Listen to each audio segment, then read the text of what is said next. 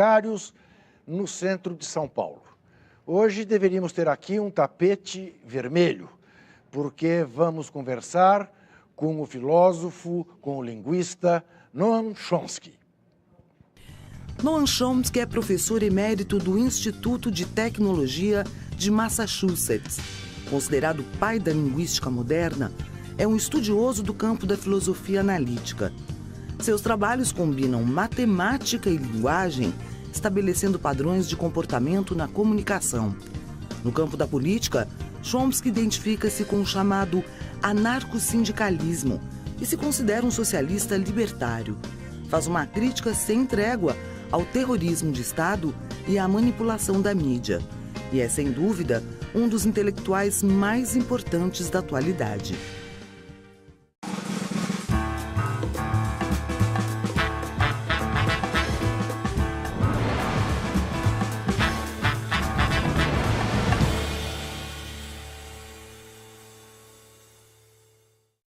Mr. Chomsky, é um orgulho enorme recebê-lo. Muitíssimo obrigado por ter vindo aqui ao Entrevistas. Vão participar desta conversa comigo e com o professor Chomsky duas Roses. A Rose Espina, que é editora da revista Teoria e Debate, e a Rose Segurado, que é professora na PUC de São Paulo e na Escola de Sociologia e Política de São Paulo. Ambas participarão desta conversa com esta sumidade que vem dos Estados Unidos nos visitar. Professor Chomsky, eu sei que o senhor esteve no Brasil no final do século XX, o senhor voltou no começo do século XXI, esteve aqui no ano passado, está aqui mais uma vez. Que Brasil o senhor descobriu no final do século para este Brasil que o senhor vê hoje? Bem, por uma coisa, eu tenho um intérprete diferente no Brasil agora. A minha esposa, a Valéria, é brasileira e me apresentou aspectos do Brasil que eu não tinha familiaridade na minha primeira visita. E é claro, da primeira vez que eu estive aqui, há cerca de 20 anos atrás, era um período bem diferente no Brasil. Ainda o Brasil estava emergindo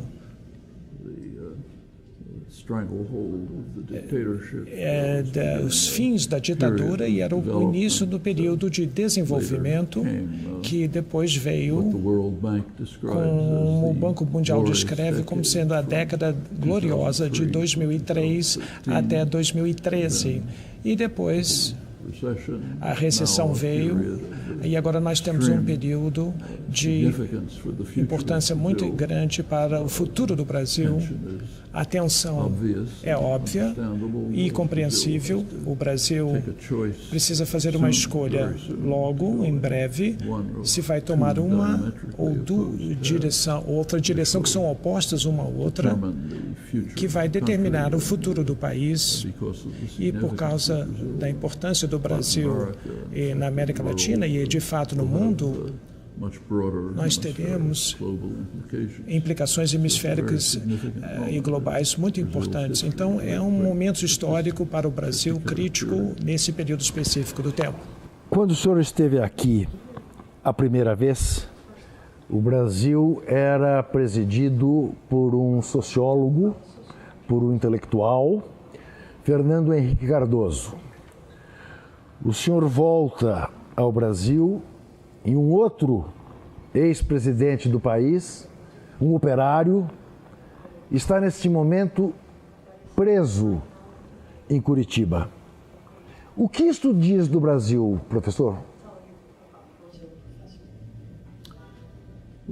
Bem, A minha esposa e eu visitamos Lula na prisão de Curitiba alguns dias atrás. Eu, pessoalmente, eu considero um dos presos políticos mais importantes do período atual.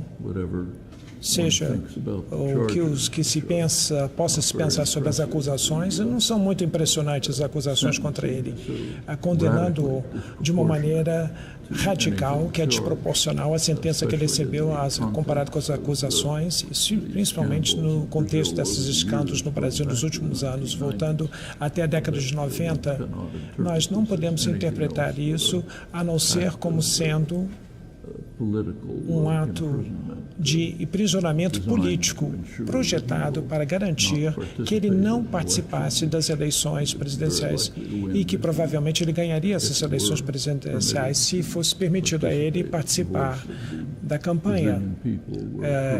E se o povo brasileiro pudesse ser ouvido, certamente o apoiaria. Então, o que saía das eleições, o fato de que a figura política mais popular do país, que tem um histórico impressionante durante seus mandatos na presidência, ser mantido de fora do sistema eleitoral, é um fato muito negativo para a história do Brasil. Como eu disse, as escolhas que terão que ser feitas agora são de importância muito grande. Raramente você tem um momento tão decisivo de escolhas difíceis. Professor, eu gostaria que o senhor me falasse sobre a imagem que o Brasil tem hoje lá fora. Se corresponde ao que o senhor tem visto aqui, se corresponde ao que o senhor tem de informação.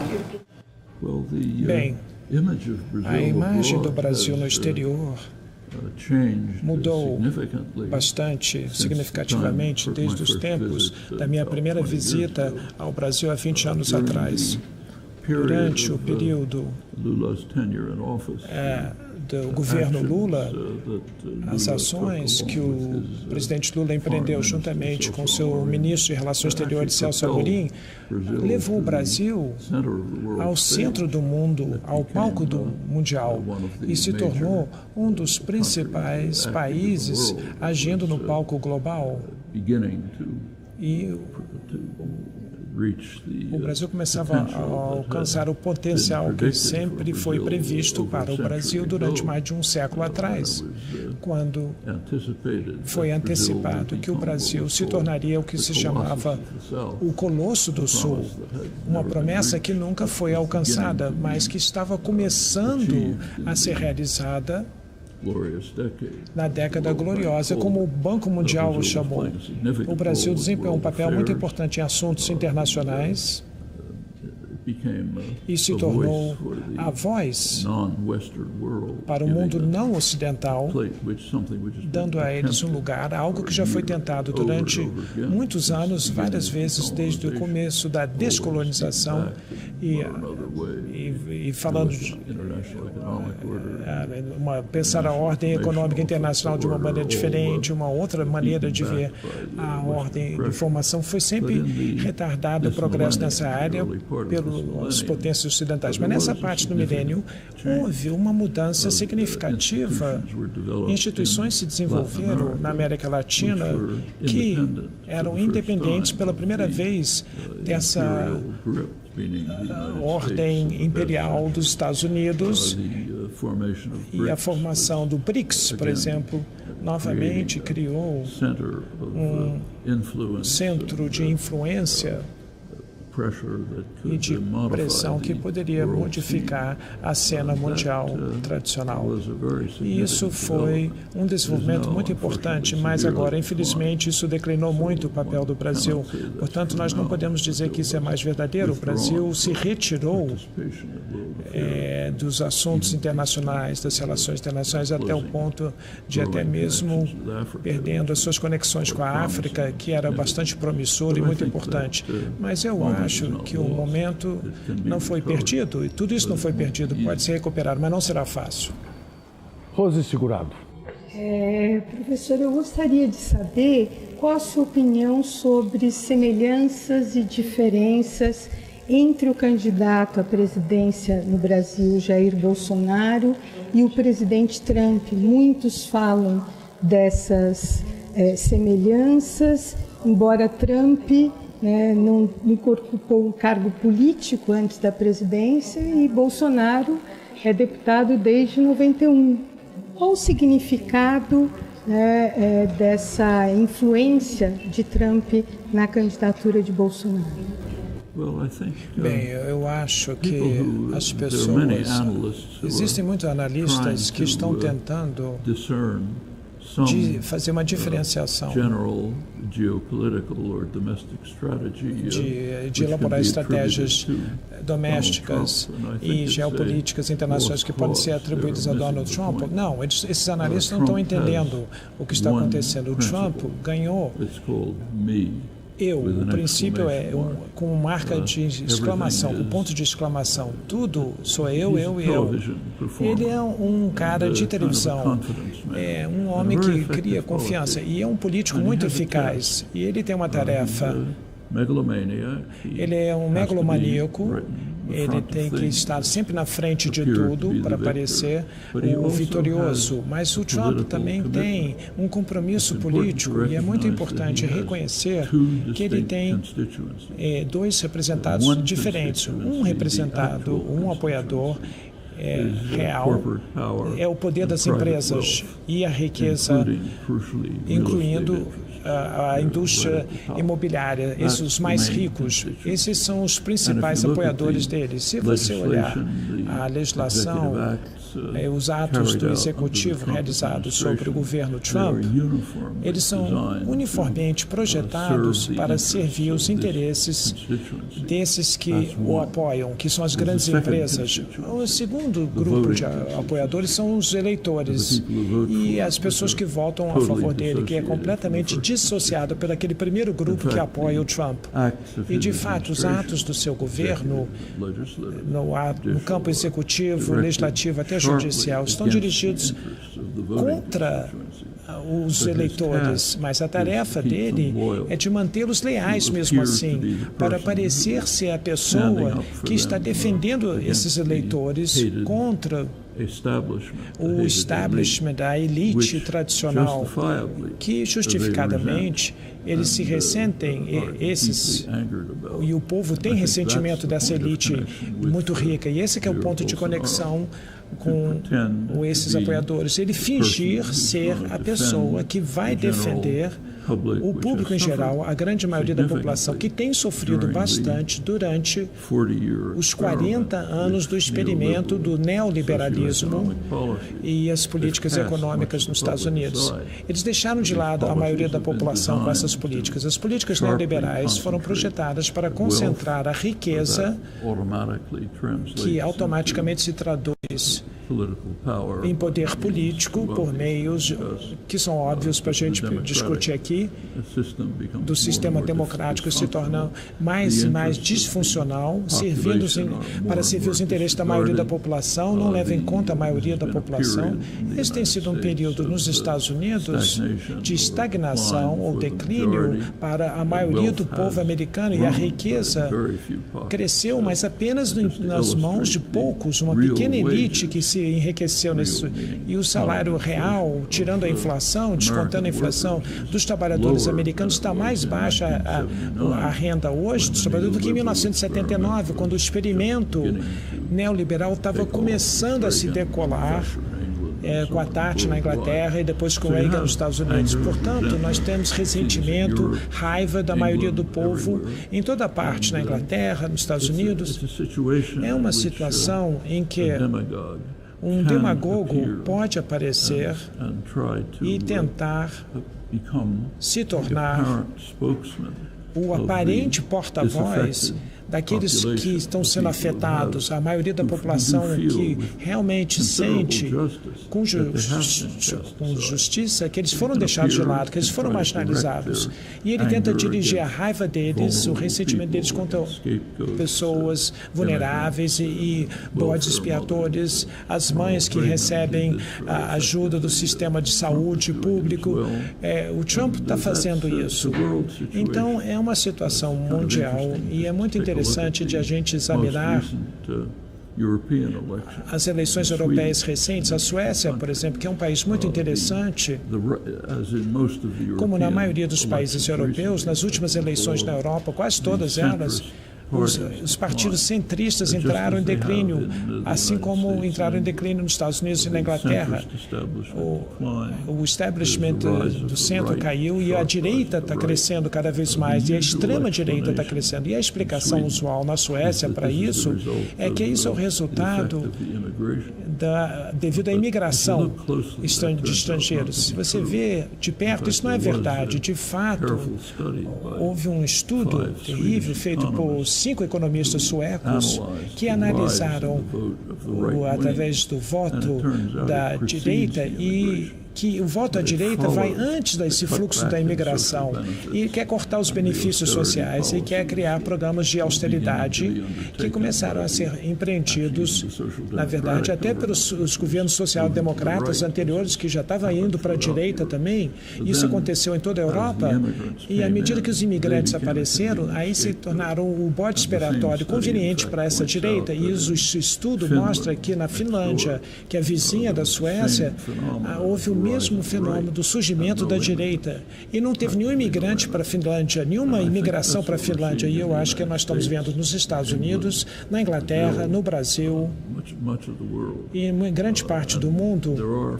E existem números como Trump e Bolsonaro, certas figuras que podem explorar bem essa situação, enquanto, de fato, eles se dedicam aos seus verdadeiros apoiadores, que é a riqueza privada, o poder das grandes empresas, bancos, instituições financeiras, e, ao mesmo tempo, eles podem se apresentar ou tentar se apresentar como sendo os guardiões do povo, que defendem a maioria do povo e que despreza a elite. Isso é muito interessante e um jogo complicado. E o Trump está jogando esse jogo com um brilho muito especial. E os liberais estão ajudando o Trump, no final das contas, focalizando a atenção constantemente na ética, dizendo coisas loucas, como comentários absurdos que ele faz, comportamento vulgar. Ao condenar isso, eles estão acabando contribuindo para a imagem que eles mesmos estão tentando desenvolver, sendo porta-voz da massa das pessoas que são desprezadas por uma elite milionária, rica, que são consideradas deploráveis. Uma palavra que ela se arrependeu de usar, mas se expressa a atitude da Hillary, e as pessoas sentem isso. Essa é a pessoa que vai te defender, o povão, contra aqueles que estão condenando a sua cultura, que estão brincando com as suas vidas, que não te levam a sério, fazem piadas da sua vida. Eu vou defender vocês contra eles, mas de fato o que ele está fazendo é o contrário, está enfraquecendo os interesses do povo. Se você ver, por exemplo,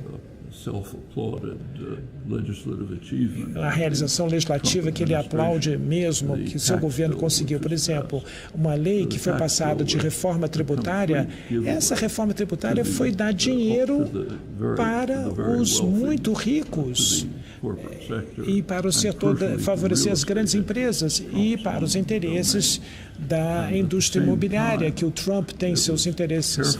E, ao mesmo tempo, ela foi cuidadosamente projetada. E, aliás, o arquiteto Paul Reiner, que é o presidente da Câmara dos Deputados, tão logo que o projeto de lei foi aprovado da reforma de imposto de renda, ele mostrou que nós criamos um déficit enorme, portanto, nós temos que fazer alguma coisa com o déficit. Então, o que nós vamos fazer?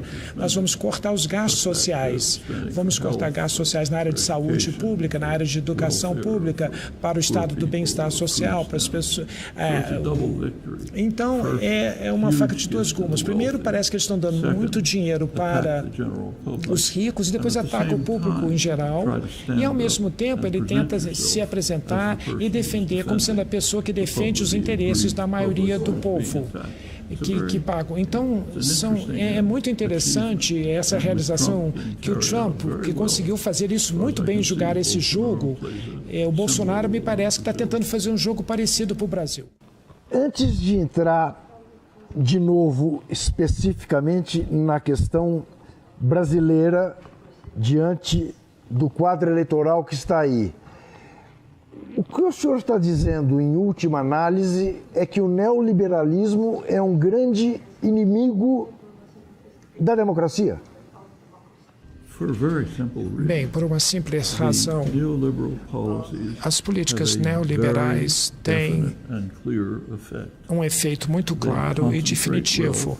Eles concentram a riqueza nas mãos de poucos, aceleram a grande expansão das instituições financeiras, dos bancos, uma grande expansão e uma mudança radical na característica dos bancos. Se você voltar na década de 1950 a 1960, um período de crescimento da economia ocidental, os 30 anos gloriosos que foram chamados depois da guerra, durante esse período, os bancos eram bancos. Você podia colocar seu dinheiro num banco, se você tinha uma pequena poupança, você emprestava para alguém o seu dinheiro pelo banco, para quem estava começando uma casa, ou comprar sua casa própria.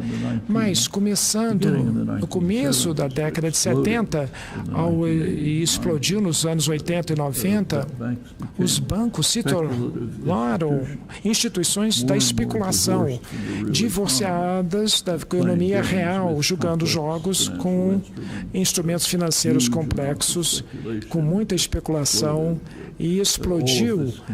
E tudo isso combinado com o crescimento enorme dos lobistas, que chegou a atingir o céu, cada vez mais dinheiro indo para influenciar os resultados das eleições. Então, para a população geral, levou à estagnação nas suas vidas. Se você ver os salários reais, como eu já disse, estão mais baixos hoje do que eram antes do neoliberalismo. A austeridade na Europa teve a mesma consequência sobre a renda real dos trabalhadores, na Inglaterra e no resto. E na América Latina também sofreu 2 décadas perdidas de ajuste estrutural baseado no mesmo fenômeno. Portanto, você teve isso em outras partes também, de maneiras dramáticas. Portanto, todos nós sabemos sobre a crise horrível em Ruanda na década de 90, mas poucas pessoas repararam os estudos que foram feitos por sociólogos e antropólogos trabalhando em Ruanda na década de 80, onde o ajuste estrutural, ou programas de ajustes estruturais foram instituídos, que levou a ter um efeito muito duro sobre a população e teve um efeito de levar o conflito étnico que acabou acontecendo. Isso é a consequência óbvia da piora da vida das pessoas. As pessoas buscam bodes expiatórios quando piora a sua situação sexual. E isso se viu como os antecedentes para as atrocidades na década de 90. A mesma coisa aconteceu na Iugoslávia, quando os programas de ajuste estrutural, programas neoliberais, foram instituídos na década de 80, levando à exacerbação do conflito étnico e que depois explodiu na década de 90. Isso tem efeito em todas as partes, países como os Estados Unidos e agora o Brasil. E se estabeleceu um estágio em que um demagogo pode aparecer e fazer um apelo e ser atraente a essa raiva e ressentimento que existe na maioria da população e fingir defender essa maioria da população contra uma elite que é odiada. Esse fenômeno está aparecendo em todos os lugares, colocando a culpa pela situação sendo dirigida a bodes expiatórios. Então, na Suécia, são os imigrantes. Nos Estados Unidos, a culpa é dos mexicanos ou as mães que viviam de Bolsa Família. Então, se a gente voltar ao Reagan, tinha ataques racistas na época do presidente Reagan, das mães que recebiam bolsa de apoio do governo, as rainhas da bolsa que ele chamava nos Estados Unidos. E enquanto isso, ele mostrou algumas madames com um chofer dirigindo carro para receber o benefício da Previdência Social e levando uma distração. Então, se você chama a atenção de uma minoria étnica, geralmente pessoas que são mais vulneráveis que você, essas minorias, essa é a técnica que se usa e nós vimos essa técnica sendo usada em todo o mundo.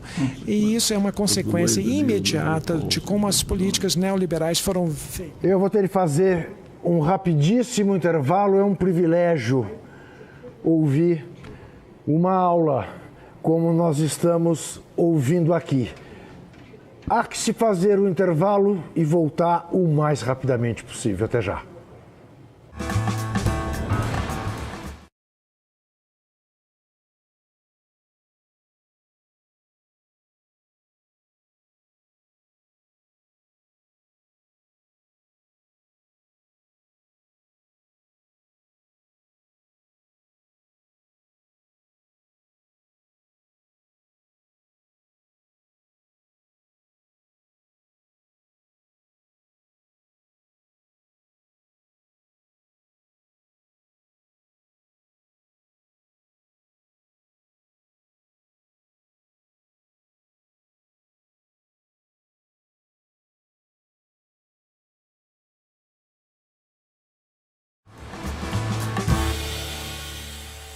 Estamos de volta ao Café do Sindicato dos Bancários, aqui no centro de São Paulo, com o programa Entrevistas, conversando hoje com essa figura absolutamente única no universo intelectual do mundo, o professor Noam Chomsky. Quem pergunta agora é Rosa Espina. Professor, pelo quadro norte-americano que o senhor deu, existe espaço para uma construção da esquerda, para a esquerda construir uma candidatura em contraposição ao Trump nas próximas eleições. Como vem se dando esse movimento, essa articulação interna? Eu acho que essa é uma pergunta muito importante. Se você voltar para a eleição de 2016, o que impressionou todo mundo foi a eleição do Trump. Mas se você pensar sobre isso, isso não foi surpreendente, afinal de contas, por duas razões. Por uma razão, todas as primárias republicanas antes, nos últimos 10 anos, quando um candidato aparecia da base para a base do voto popular, a pessoa era tão extremista e tão absurda que o establishment republicano colocava todo o seu esforço para tentar destruir esse candidato que vinha da base, um atrás do outro. E eles conseguiram fazer isso. Eles conseguiram ter o seu eleito, como Romney, por exemplo. Mas o que aconteceu em 2016 foi mais ou menos a mesma coisa, com exceção dessa vez que eles não conseguiram esmagar o Trump. Essa que foi a diferença crucial. Alguém que falava em nome da base, os cristãos evangélicos, os afluentes, claro, que sempre vão apoiar esse tipo de candidato, os xenófobos, pessoas desesperadas, pessoas que estavam com raiva, com medo de perder seus empregos, sempre a mesma coisa, mas dessa vez eles não conseguiram derrotar esse tipo de candidato. Então o que aconteceu? Que houve a eleição de um bilionário que tinha um apoio da mídia enorme. O maior canal de TV dos Estados Unidos, particularmente, estava fazendo a campanha do Trump. Um financiamento enorme, especialmente no final da campanha dele. Houve uma inundação enorme de dinheiro que entrou para a campanha dele, para Trump e para o Senado e para o Congresso de Deputados. E ele mal ganhou a eleição, porque ele perdeu no voto popular. E isso não é uma coisa inusual. Mas houve uma coisa que aconteceu que foi extraordinária e muito mais mais importante do que isso, que foi a campanha do Bernie Sanders, dos democratas. Você tem que reconhecer que nos Estados Unidos as eleições são mais ou menos compradas, literalmente. Há pesquisa acadêmica muito grande que mostra que você pode prever o resultado de uma eleição com uma precisão bastante grande, tanto para as eleições para a presidência e para o Congresso, olhando uma variável única de gastos de campanha. E esse é o começo apenas, mas o que aconteceu em 2016 é que pela primeira vez em um século, um candidato apareceu sem nenhum apoio explícito das empresas, não era apoiado diretamente pelos afluentes, pelos ricos, e pela mídia também não tinha apoio. Todo mundo fazia piada com ele e ele mesmo se chamava de socialista. Nos Estados Unidos, socialista é uma palavra maldita, é diferente de outras partes do mundo. Você não pode dizer essa palavra socialista, é um palavrão. Você falar socialismo é um palavrão. E ele era desconhecido, Bernie Sanders. Ele teria ganhado a nomeação para ser o candidato do Partido Democrata se os lideranças do partido deixassem eles realmente ganhar. Isso é uma quebra muito grande há mais de um século na história política dos Estados Unidos. Depois das eleições, o Bernie Sanders emergiu como sendo a figura política mais popular do país nos Estados Unidos. E o movimento popular que ele mais ou menos acompanhou e que levou ele para o sucesso, ele continua fazendo muitas coisas, elegendo pessoas que estavam se afastando do padrão do Partido Democrata tradicional. E agora existe um conflito dentro do Partido Democrata entre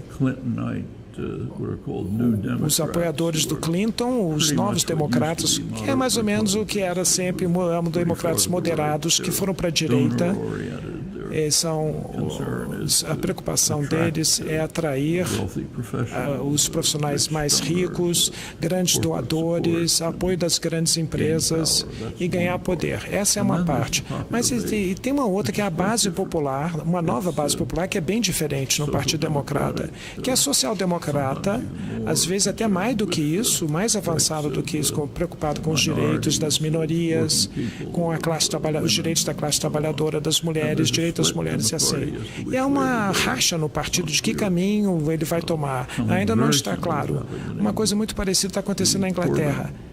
O movimento Corbyn, que é o líder e agora do Partido Trabalhista na Inglaterra, é muito parecido com o que está acontecendo nos Estados Unidos. É uma pessoa muito decente, o Corbyn, muito honesto, muito direto, se preocupa com o povo. Ele transformou o Partido Trabalhista na Inglaterra num partido que realmente sabe reagir aos anseios do grande povo que ele representa. E isso não é comum para um partido político, eu devo dizer. Raramente isso acontece com partidos políticos. Nós podemos discutir isso, mas isso não é muito comum. Mas o Corbyn, o líder trabalhista na Inglaterra, se tornou a figura política líder na Inglaterra, na cena política inglesa. E ele está sob um ataque tremendo da mídia. A mídia ataca ele e outros outros do Partido Trabalhista querem se livrar dele. Vocês podem ter uma ideia de que um Partido Trabalhista liderado por uma pessoa decente, que na verdade realmente se preocupa com seus apoiadores, com seus representantes, se preocupa com as pessoas que sofrem, todo mundo, isso é uma anátema ao que aconteceu até agora. A mesma coisa com a campanha do Bernie Sanders nos Estados Unidos. E uma coisa aconteceu também em outros lugares. Aliás, coisas parecidas estão ocorrendo em formas diferentes em diferentes países. E um deles que eu acho que é muito importante é a coisa transnacional. Ou seja, o movimento M25, que agora está apresentando candidatos transnacionais com um programa de salvar o que ainda temos de bom da União Europeia para superar os defeitos que são sérios da União Europeia. E Sanders, aliás, e Varoufakis, alguns dias atrás, fizeram uma declaração conjunta que reivindicava o estabelecimento de uma internacional progressista para contrabalançar as forças reacionárias e retrógradas a nível internacional, capitaneadas, lideradas por Trump, e o Bolsonaro, apoiados por Bolsonaro no Brasil, líderes da Itália e de outros países. Portanto, voltando à sua pergunta, eu acho que você foi direto ao ponto. A insatisfação, a raiva contra o neoliberalismo e o seu desastre levou a dois tipos de reações. Uma reação é a direita, o surgimento da direita, que é muito perigoso.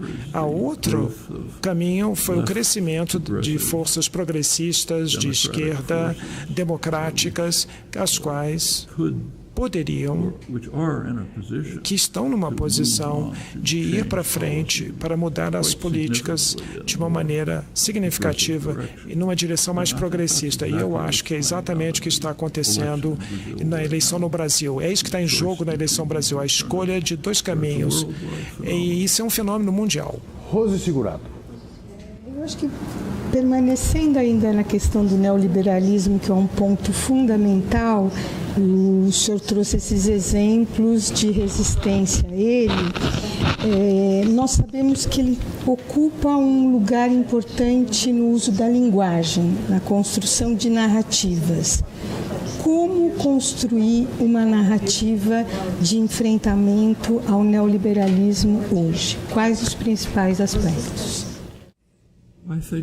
Eu acho que não é uma questão de linguagem como sendo simplesmente aberta e honesto e claro sobre os desenvolvimentos que estão ocorrendo. Não é física quântica.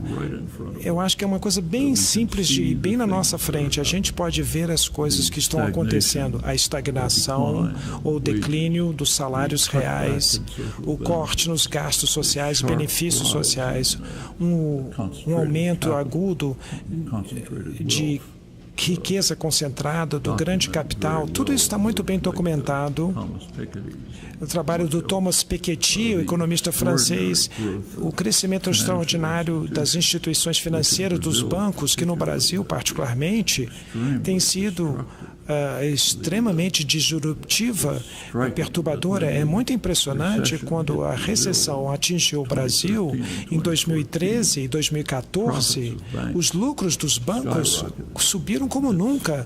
Então, isso é simbólico do que tem acontecido dramaticamente no Brasil, parcialmente por causa das taxas de juros estratosféricas que impedem o crédito, que é além de qualquer taxa de juros no mundo, e que oferece tentações para o capital privado mudar para transações de papel financeiras, que ganha muito mais dinheiro com isso, e se afastando da economia real, da economia produtiva, das empresas, e indo para a privatização, vendendo todos os ativos do país, buscando lucros rápidos a curto prazo. Isso está acontecendo dramaticamente no Brasil e em outros países. E no que concerne a narrativa que você falou, eu acho que a narrativa apropriada é descrever tudo isso que está acontecendo, descrever com precisão, tornar bem claro para a maioria das pessoas que os bodes expiatórios que vocês estão se dirigindo à sua raiva não é a fonte dos seus problemas. E não são, eles estão sofrendo mais até do que você mesmo. A fonte do problema está lá em cima e não ali embaixo. E, portanto, eu acho que isso pode ser mostrado. Os fatos estão claros, são facilmente compreendidos, as pessoas sentem e veem afetando as suas vidas de uma maneira negativa. Portanto, eu acho que essa que é a narrativa que deve ser construída juntamente em trabalhar em torno de uma solução que seja clara e de uma maneira razoável, construir políticas que possam ser empreendidas para superar a regressão, o atraso que tem ocorrido nos últimos 40 anos. E isso é uma regressão muito grave. O período anterior foi, na maior parte do mundo, foi um período de crescimento razoável, grande, mais ou menos igualitário, num certo sentido. Houve um aumento muito grande dos direitos civis nesse período, direitos das minorias, direitos das mulheres, um nível mais alto de civilização, desenvolvimento da civilização, através do movimento popular, do ativismo de cidadania. Mas isso amedrontou uma elite que faz parte, e parte da reação do neoliberalismo foi a preocupação de que grande parte da população estava se tornando muito engajada no sistema político, a cidadania crescendo, trabalhando por seus direitos sociais e conseguindo romper os fóruns tradicionais de opressão e dominação e conseguiu superar e questionar. Isso não é bem-vindo para pessoas que têm poder, privilégios, dinheiro e, aliás, foi até mesmo chamado a crise da democracia. Havia democracia demais. Não, nós temos que diminuir a democracia. Mas eu acho que a maneira de enfrentar isso é simplesmente falar a verdade sobre o que está acontecendo de uma maneira simples, direta, compreensível, manter os fatos e conseguir romper essas distorções que existe, essa cortina de fumaça que existe. Eu não acho que é tarefa impossível atacar o neoliberalismo. Por exemplo, o sucesso mesmo do Bernie Sanders ou Corbyn na Inglaterra é uma prova do que algo pode ser feito e muito mais pode ser feito do que isso. Os seus programas não eram muito avançados. Pegue o Bernie Sanders, por exemplo, dos Estados Unidos. Ele se chama socialista, mas de fato o programa dele, as políticas do Sanders, não eram uma grande surpresa, que eram muito parecidos com a do general Eisenhower na década de 50, que era considerado um conservador, o presidente Eisenhower. O espectro foi agora tão para a direita que, para voltar ao centro, um meio moderado, um liberalismo moderado, parece ser revolucionário hoje em dia. Mas nós podemos ir bem além disso. Muitíssimo bem. Nós vamos fazer mais um rápido intervalo. Não saia daí que a gente já volta.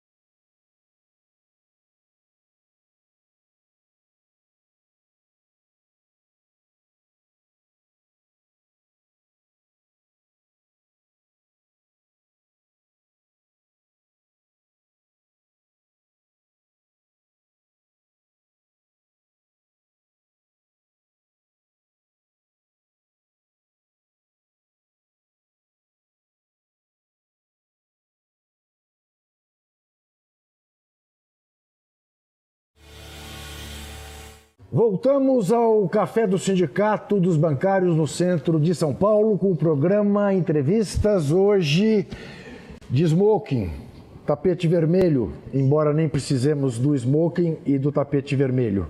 Basta o ilustre convidado, professor Noam Chomsky, que dispensa maiores apresentações. Professor Chomsky, assim que o senhor chegou ao Brasil, o senhor disse que o Partido dos Trabalhadores precisaria falar com a sociedade brasileira e reconhecer os erros que cometeu. O que exatamente o senhor quis dizer com isso? Bem, eu acho que nós tivemos, em primeiro lugar, realizações fantásticas, grandes conquistas no período do Lula, quando o Banco Mundial descreve como sendo a década gloriosa e uma novidade na história do Brasil. Então, houve realizações, conquistas fantásticas. O Brasil realmente assumiu um lugar de destaque na arena internacional, que foi de grande importância, se tornou uma voz para o sul do globo, mas tivemos grandes problemas, grandes oportunidades também foram perdidas. Alguns dos problemas tinha que ver com... Um dos problemas mais sérios tinha a ver que o partido permitiu, concedeu a praga da corrupção que atinge a América Latina, e eu devo dizer que ainda é pior nos países ricos, não é uma coisa da América Latina só. As pessoas brincam muito, fazem piada da América Latina, a corrupção da América Latina, mas se você comparar a corrupção da América Latina com os Estados Unidos, Inglaterra, Europa... E a América Latina nem chega perto desse jogo da corrupção que existe na Europa e nos Estados Unidos. Não é uma aberração quando os grandes bancos na Europa e nos Estados Unidos conseguem obter bilhões de dólares, o JP Morgan, o Deutsche Bank, todos esses bancos, eles nunca são condenados a nada porque eles trabalham através de acordos. Quando você paga multas, uma multa de 15 bilhões de dólares e você deduz dos impostos de renda a pagar e você fica contente e você não vai para a cadeia lá quando descobre um corrupto nesses bancos. Mas na América Latina, num outro nível, a corrupção é séria, sim. Não estou dizendo que não seja. E são problemas que devem ser enfrentados e superados. Um outro problema que aconteceu foi falha de aproveitar a oportunidade de diversificar a economia brasileira. As políticas econômicas foram projetadas para buscar lucro pelo fato de que a China era um enorme mercado para matérias-primas e produtos primários, soja, minério de ferro e assim por diante, o que significa trazendo manufaturados chineses baratos e sendo importados para o Brasil, e com isso enfraquecendo os fabricantes locais, a produção industrial local, que foi acelerada por o crescimento extraordinário das instituições financeiras bancárias que estavam absorvendo a riqueza da economia através de transações de papel e se afastando do investimento produtivo. Todas essas coisas poderiam ter sido feitas de uma maneira diferente. Os problemas estruturais fundamentais da sociedade brasileira não foram enfrentados durante esse período, foram deixados intactos, e isso inclui o sistema estrutural, que cada vez mais é financiado, mas o capital privado como um todo, além do capital financeiro, não tem responsabilidade nenhuma pelo desenvolvimento de um país. E uma diferença muito grande entre a América Latina e, digamos, o Sudeste da Ásia é que na América Latina nunca conseguiu escapar do padrão colonial em que os muito ricos não têm nenhuma responsabilidade pela sociedade como um todo. E são orientados para um outro caminho. Eles exportam o capital que eles têm para Zurique, para a Suíça, ou compram casas na Riviera, enviam seus filhos para estudar em Oxford, em faculdades no exterior. Eles não têm nenhum interesse na sua sociedade. A Sudeste da Ásia, no último século, que não tem nenhuma das vantagens da América Latina, não tem os recursos naturais que a América Latina tem, nem humanos, nem material. Mesmo assim, no Sudeste da Ásia, esses países cresceram porque eles tinham um controle muito rígido sobre os setores mais aquinhoados, mais ricos. Eles não podiam exportar seus capitais e tinha pena de morte para fuga de capital, e isso era aceitado, mas empréstimos tinham alvos e de acordo com programas de desenvolvimento nacional, esses empréstimos indo para as áreas rurais, se fossem muito pobres, transferência de tecnologia era exigida, era um padrão. Se você quer investir aqui, você tem que transferir tecnologia junto com esse investimento. Então, no geral, o padrão do Sudeste da Ásia foi diferente da América Latina, e nada disso foi feito na América Latina, e especificamente no Brasil não foi feito nada pelo Partido dos Trabalhadores, e poderia ter feito alguma coisa. E o monopólio da mídia no Brasil é muito sério, é um problema muito sério em toda a América Latina também. Quase todos os países da América Latina, a mídia é controlada e nas mãos de poucas pessoas, de famílias, são oligopólios e de direita. E isso tem sido um ônus para todo o esforço na América Latina para ir numa direção mais progressista. Eu posso dar os detalhes para vocês, se vocês quiserem, na Nicarágua, voltando à década de 80, durante o período sandinista na Nicarágua, por exemplo, o principal jornal, a prensa, abertamente, publicamente, estava pedindo a derrubada do governo sandinista, apoiando um ataque contra o governo. Um jornal como esse tivesse existido nos Estados Unidos, os proprietários e editores estariam presos se eles tivessem sorte. Eles enfrentariam um esquadrão da morte se eles fizessem uma coisa assim. Mas na Nicarágua, eles eram os grandes editores e o grande jornal. E a mesma coisa foi verdadeira na Venezuela, em que houve um golpe militar curto e a imprensa apoiou esse golpe militar na Venezuela. A CBS, a televisão americana, apoiou o golpe militar na Venezuela. E você nunca mais ia ver a CBS novamente. Então isso é verdadeiro. E no Chile é inacreditável. E isso é verdade por todo o continente. O que poderia ter sido enfrentado, esse problema, há maneiras de criar alternativas para o monopólio da mídia, das televisões e do rádio. E isso não foi implementado. E havia toda uma série de problemas desse tipo que deveriam ter sido enfrentados seriamente. Nessa sua visita ao ex-presidente Lula, o senhor pôde dizer essas coisas a ele? Sim, falei. Claro, por que não? Eu falei tudo isso com ele.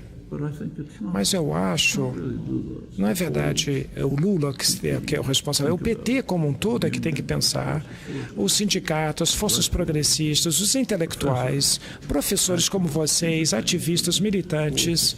Isso são coisas que pertencem à sociedade como um todo. Por que nós não conseguimos escapar da estrutura colonial básica, dos padrões coloniais que concentrou a riqueza e fez um mundo próprio seu, afastado do resto, que não trabalha a favor do país e até mesmo tendo um alto grau de ódio de classe, uma minoria que tem um ódio de classe, que tem um desprezo pela maioria do povo. Isso é uma coisa que eu pude entender melhor quando eu casei com a Valéria, que é minha brasileira. E aí eu consegui ter uma visão mais de dentro, vindo dela, ela me servindo como intermediária e mostrando quão privilegiados são certos setores e como é que eles veem os pobres. Simplesmente o povo, para eles, parece não ser capaz de chegar a uma conclusão que um pobre da classe trabalhadora, que não frequentou a faculdade, que não consegue falar a língua portuguesa apropriada, que podia ser um líder do país, como foi o que aconteceu com Lula, são atitudes culturais que vêm junto com a falta de preocupação e ter compromisso com a maioria do povo do país. É uma autoabsorção de privilegiados a nível internacional. Isso é característica de sociedades coloniais que o Brasil e muitos países da América Latina ainda não conseguiram superar o colonialismo que existiu. Eu não estou sugerindo que as coisas são maravilhosas. Não é isso que eu estou falando. Você sabe, nós estamos gravando no bar do Sindicato dos Bancários em São Paulo, no centro da cidade, e vez por outra passa uma ambulância, às vezes até carros de polícia. E eu devo confessar que quando a gente acha que é polícia, a gente fica aqui um pouco preocupado. Ai deles se soubessem que está aqui este perigoso agente do comunismo internacional. Rose. Professor, dando sequência à conversa sobre os meios de comunicação, o senhor acha que as novas mídias alternativas têm como, de alguma forma, forçar uma mudança de comportamento dessa grande mídia? Segundo, abusando um pouquinho, em relação a um governo de esquerda no Brasil, o que o senhor acha que poderia ser feito contra os monopólios? O senhor aconselharia ao corte de concessão? Bem, eu acho que as mídias sociais, eles desempenham um papel muito complicado, mas um papel exatamente sobre o que você disse. Eles conseguem driblar a supressão e os preconceitos e distorções da principal mídia das grandes cadeias de TV e rádio. Nós vimos isso nos últimos dias no Brasil. Nós tivemos vemos essas manifestações enormes do Ele Não. Milhares de pessoas foram às ruas em todas as capitais. É um evento fantástico. E eu, com a minha ajuda da minha mulher Valéria, eu pude ver a mídia, e a mídia não deu nada. As grandes TVs e rádios não deram nada. A Globo, artigos, nada saiu sobre as manifestações. Mas através das redes sociais, as pessoas podem ver o que está acontecendo e pode espalhar. E você tem uma ideia dessas grandes manifestações. Aliás, a mesma coisa aconteceu no Ocidente. Por exemplo, a mídia nos Estados Unidos. Praticamente nada, não deu nada. É como se não tivesse acontecido nada no Brasil. Isso não é o tipo de coisa que a mídia grande, a grande imprensa vai apoiar. Isso não é uma coisa nova. E que eu vou descrever sucintamente por George Orwell, num ensaio que quase ninguém leu, porque foi suprimido, foi censurado. A apresentação do seu livro, A Fazenda Animal, agora todo mundo já leu esse livro, The Animal Farm, mas ninguém leu a apresentação do livro, a introdução do livro. Como eu disse, foi suprimida da edição. Foi descoberta anos depois e depois foi publicado. Na sua introdução, ele diz o seguinte: esse livro é uma sátira do animal totalitário, mas vocês, do povo da Inglaterra, não devem se sentir como os detentores do direito absoluto, porque na Inglaterra livre, nas ideias populares, elas podem ser suprimidas sem o uso da força. E aí ele prossegue discutindo rapidamente como é que se faz isso. Eu estou citando o George Orwell agora. Uma da razão que eles conseguem isso é que a imprensa pertence a gente rica que, por alguma razão, não quer que certas ideias sejam expressas. E a outra razão que ele diz, que na minha opinião é mais importante ainda, é que a cultura intelectual dominante, que tem uma cultura hegemônica no país, se você tem uma boa formação educacional, você inculcou dentro de você o entendimento de que existem certas coisas que não você deveria dizer, ou nem deveria pensar. Existem coisas que você nem deve pensar e você muito menos dizer, que faz parte da sua natureza, que faz parte da natureza do que nós chamamos a educação de alto nível, pessoas muito bem educadas. Isso já faz parte do seu entendimento, que você não deve dizer certas coisas. E a consequência do que esse escritor George Orwell dizia da Inglaterra livre e uma parte do mundo ocidental democrático são ideias impopulares. Eventos impopulares podem ser suprimidos sem o uso da força. E isso pode ser superado buscando as coisas que você acabou de perguntar. Portanto, a mídia tem concessões públicas, são concessões públicas. A televisão, por exemplo, utiliza o espaço público, um bem público. As vias pertencem ao povo, pertencem ao Estado e são dadas através de concessão pública para empresas privadas. Mas pode ser feito de outra maneira. Essas concessões podem ser mudadas. Pode existir uma mídia nacional, como a BBC na Inglaterra, por exemplo, ou poderia ser uma rádio comunitária, uma rádio local, uma TV local, que, na verdade, com Lula, há 20 anos atrás, eu fui bastante impressionante, eu devo dizer, num evento nos subúrbios do Rio de Janeiro, em Nova Iguaçu.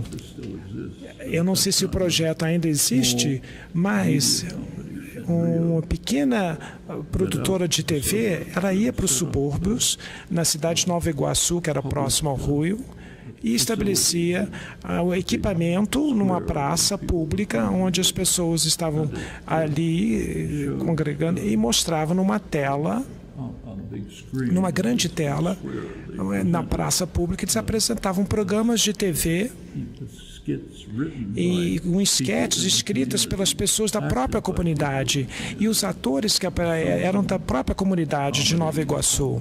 Algum era esquete de comédia, algumas eram denúncias sociais, outras eram discussões sérias políticas. E uma das jovens atrizes que se apresentou nessa TV pública, na praça, ela andaria no meio da multidão com um microfone, fazendo perguntas e comentários às pessoas. As pessoas comentariam o que estava sendo mostrado. na telona, na praça pública, e outros reagiam. Então havia uma interação de um grande público daquela comunidade local, focalizado nas discussões e nas interações de questões muito sérias. Esse tipo de TV comunitária, TV popular, pode ser feito, foi feita, isso foi há 20 anos atrás, de muitas maneiras, desde a mídia nacional até as comunidades locais, desenvolvendo uma base para um sistema de informação independente que poderá romper o monopólio da mídia.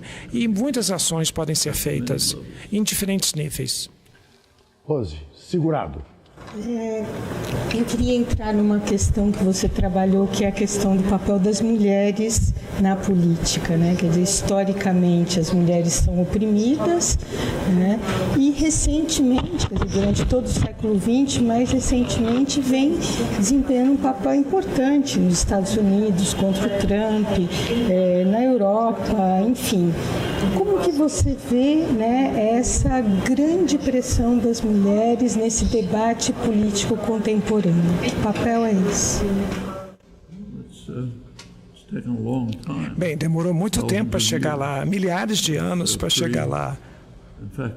E, de fato, é muito interessante que os Estados Unidos, na verdade, está meio atrasado com relação a isso.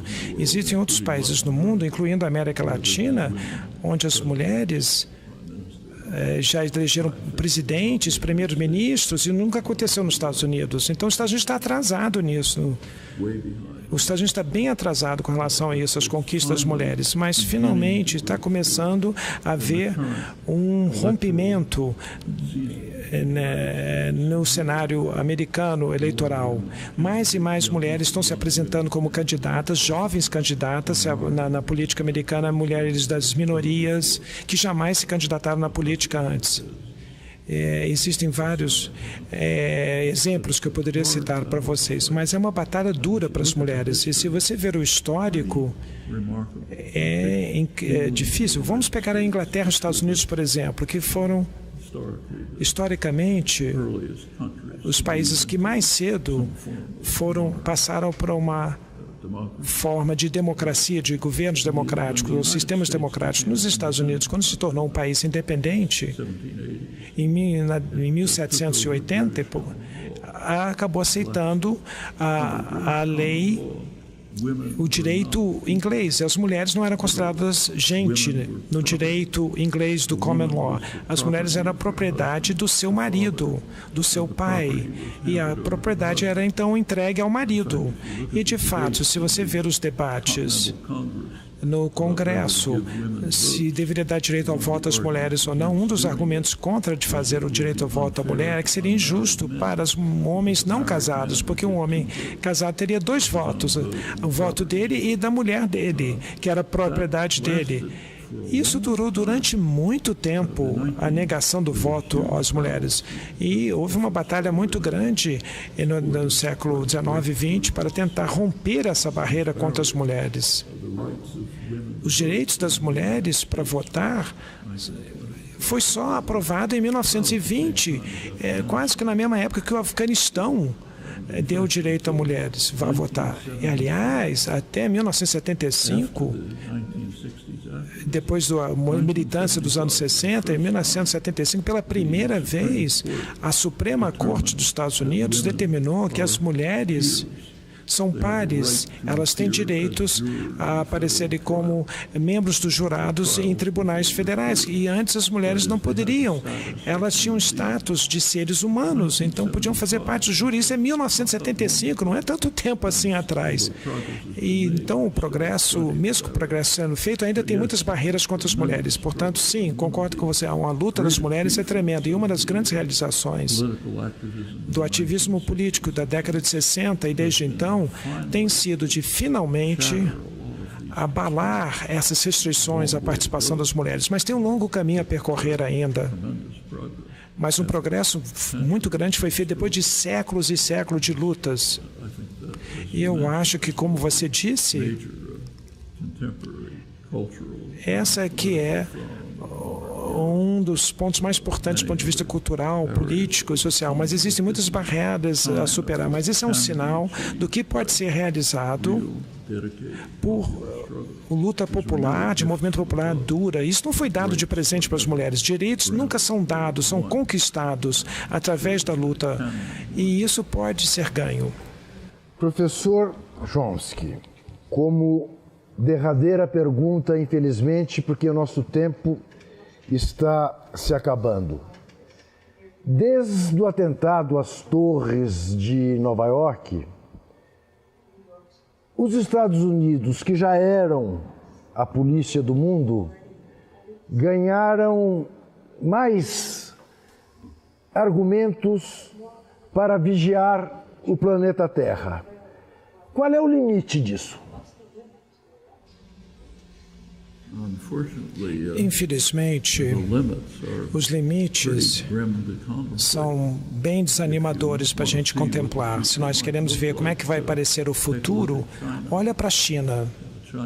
A China fez um grande progresso em muitos sentidos, mas em outros o quadro é assustador. Existe um controle e vigilância muito grande sobre o povo chinês. Câmaras, reconhecimentos faciais, e seguindo as atividades das pessoas, vigiando as pessoas. E como é que eles vão se comportar na sua participação, os líderes, e tem punições. E isso olhando para frente. Se nós permitirmos que isso continue, um montante de dados que está sendo coletado sobre as pessoas, a vida das pessoas, que não é da escolha delas, é extraordinário. Apenas para dar a você um exemplo, os Estados Unidos, provavelmente em outros países também, os fabricantes de automóveis agora estão considerando um grande problema. Eles têm muitos dados sobre as pessoas. Se você dirige um carro, eles sabem de onde você foi, para onde você foi, onde você parou com o carro, se você passou por um sinal vermelho, se você parou para um restaurante. Todo esse dado é armazenado pela indústria automobilística nos sistemas computacionais dos carros nos Estados Unidos. E eles entendem que isso é uma maneira tremenda. Em primeiro lugar, poderia ser usado para vigilância e controle dos cidadãos, mas poderia ser usado para publicidade, para ganhar dinheiro em cima dessas informações. Como é que nós podemos descobrir um meio de como usar esses dados para ganhar dinheiro? E uma das maneiras poderia ser que você pode receber um presente da empresa que vendeu o carro, a Ford, Chevrolet, seja qual for a empresa automobilística, pode te dar um presente e por retribuição você concorda em ter o painel na sua frente, enquanto você está dirigindo, ligado com uma tela de publicidade. Portanto, se você está entrando na vizinhança de um restaurante, e o banco de dados sabe que às vezes você para almoçar num restaurante ou jantar, vai colocar na tela a publicidade daquele restaurante que está a poucos quarteirões e você possa ir talvez no restaurante. Então você vai ter o esforço de influenciar e moldar o comportamento que você não consegue escapar. Esse é o lado benigno da vigilância, do armazenamento dos dados sobre as pessoas, mas existe um aspecto muito mais negativo, é que essas coisas podem ser usadas para monitorar, vigiar, controlar, punir, dar multa às pessoas. Se você quer suprimir alguma coisa, algum direito, obter dados que podem ser manipulados, fabricados. A coisa que apareceu no Facebook pode ser usado como um meio de dirigir o seu comportamento com medo de serem punidos, influenciar o comportamento delas, para ser com medo de ser punido, que você pode divulgar, publicizar alguma coisa sobre essas pessoas. Isso tudo são possibilidades reais. E qualquer um que tem um celular está sob constante vigilância todo minuto do dia. Onde que você vá, essa informação aparece, onde você está indo, para onde você está indo para alguma fonte central que armazena esses dados. Isso tem perigos iminentes, terríveis. Esse é um sistema que nós precisamos seriamente levar em conta e tentar descobrir maneiras de restringir, terminar, constranger esse tipo de sistema e estabelecer um outro tipo sob controle democrático e não sob um controle central pelo Big Brother, por alguém que está de olho na gente. Professor Chomsky, eu não tenho palavras para agradecer, dizer ao senhor que eu tenho uma longa carreira como jornalista, mas certamente poder ter o privilégio de entrevistá-lo é dessas coisas para a gente pôr no currículo e deixar lá guardado com muito carinho. Muitíssimo obrigado. As duas Roses que engrandeceram tanto esse papo também agradeço muito. A você que nos viu até agora, neste novo horário, lembrando que o Entrevistas volta terça-feira que vem, agora às 10 da noite, que você pode ver esse programa por meio dos nossos canais no Facebook e no YouTube. Lembrando sempre, e com mais motivo, depois de ouvir o professor Chomsky, desesperar jamais.